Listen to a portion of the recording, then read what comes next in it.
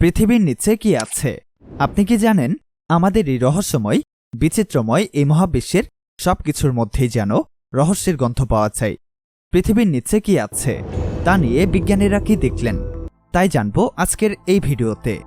আজকের ভিডিওটি দেখলে বুঝতে পারবেন কেন বিজ্ঞানীরা ভয়ে পালিয়েছিলেন পৃথিবীর নিচে কি আছে তা দেখে। পৃথিবী এমন একটি গ্রহ যার রহস্যের কোনো শেষ নেই, বিশ্বের কোনো শেষ। পৃথিবীর অভ্যন্তরে মানুষের কৌতূহলে শেষ নেই। সবার মাথায় প্রশ্ন আসে, পৃথিবীর কেন্দ্রে প্রকৃতপক্ষে কি আছে?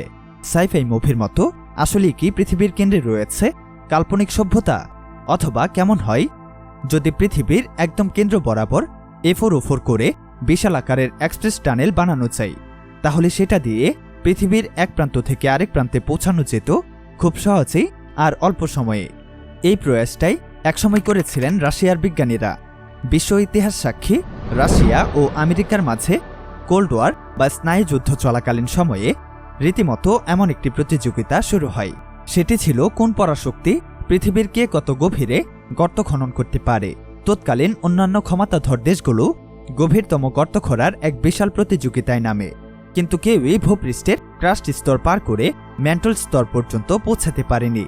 তৎকালীন সময়ে রাশিয়া ও আমেরিকার মাঝে মহাকাশ গবেষণা আর মহাকাশে মানুষ প্রেরণ করা নিয়েও বেশ কয়েকবার এমন প্রতিযোগিতা লক্ষ্য করা যায়। তবে সেদিকে যাব না। আজকে কথা বলছি কোলা সুপার ডিপ বোরহোল নিয়ে।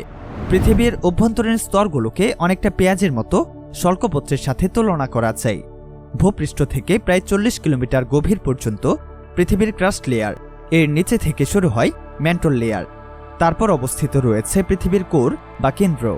আশ্চর্যজনকভাবে পৃথিবীর কেন্দ্রে চাপ ও তাপ এতটাই বেশি যে সেখানে সূর্যের মতো সবসময় অত্যন্ত বেশি তাপমাত্রা বিরাজ করে। অবশ্য এত গরম কেন্দ্র না থাকলে পৃথিবীর চারপাশে কার্যকর চৌম্বক ক্ষেত্র বা ম্যাগনেটিক ফিল্ড তৈরি হতো না। পৃথিবীর চৌম্বক ক্ষেত্র না থাকলে আমাদের কম্পাসগুলো কাজ করত না, আর আমরা সৌরঝড় বা সানস্টর্ম থেকেও সুরক্ষা পেতাম না। প্রসঙ্গে ফিরে আসি। কোলা সুপার ডিপ বোরহোল পৃথিবীর সবচেয়ে গভীরতম মানবসৃষ্ট গর্ত হিসাবে গিনেস বুক অব ওয়ার্ল্ড রেকর্ডসে জায়গা করে নিয়েছে। রাশিয়ার মুরমানস্ক ও ব্লাস্ট এলাকার কোলা পেনিনসুলাতে কোলা সুপার ডিপ বোরহোল খননের প্রজেক্ট হাতে নেওয়া হয়।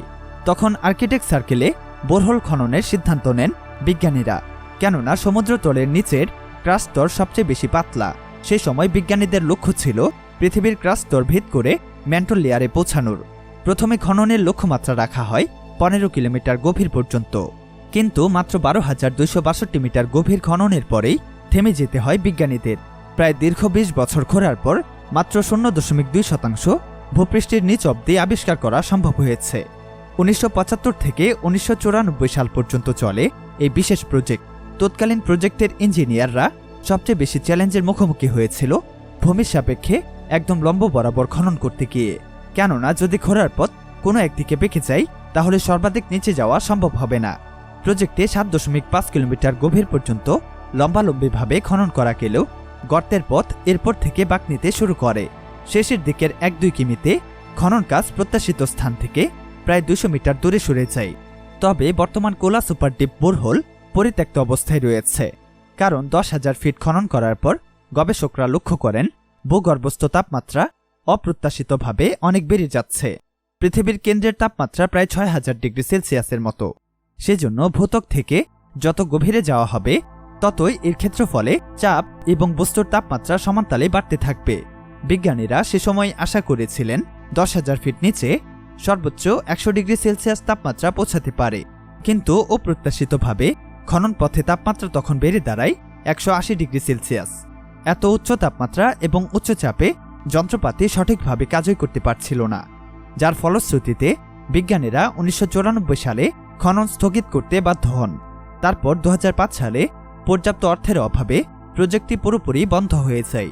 তবে প্রজেক্টটি বন্ধ হওয়ার আগে গবেষকরা বেশ কিছু মূল্যবান তথ্য প্রকাশ করতে পেরেছেন। খোঁড়ার পরপরই বিজ্ঞানীরা দাবি করেন তারা তরল পানি খুঁজে পেয়েছেন।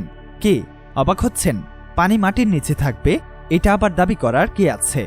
তবে কথা হলো 5 কিলোমিটার নিচে ক্রাস্ট স্তর অনেক বেশি পরিমাণে ঘন। এত ঘন ক্রাস্টের মাঝে পানির উপস্থিতি একটু আশ্চর্যজনকই বটে।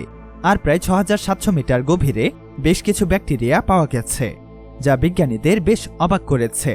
এত বেশি পরিমাণে তাপমাত্রা এবং চাপের মাঝে কোনো জীব বেঁচে থাকতে পারে এটা এর আগে কোনো বিজ্ঞানী কল্পনাও করতে পারেনি। সাথে বোরহোল খননের সময় ভূগর্ভে প্রচুর পরিমাণে হাইড্রোজেন গ্যাস পাওয়া গেছে।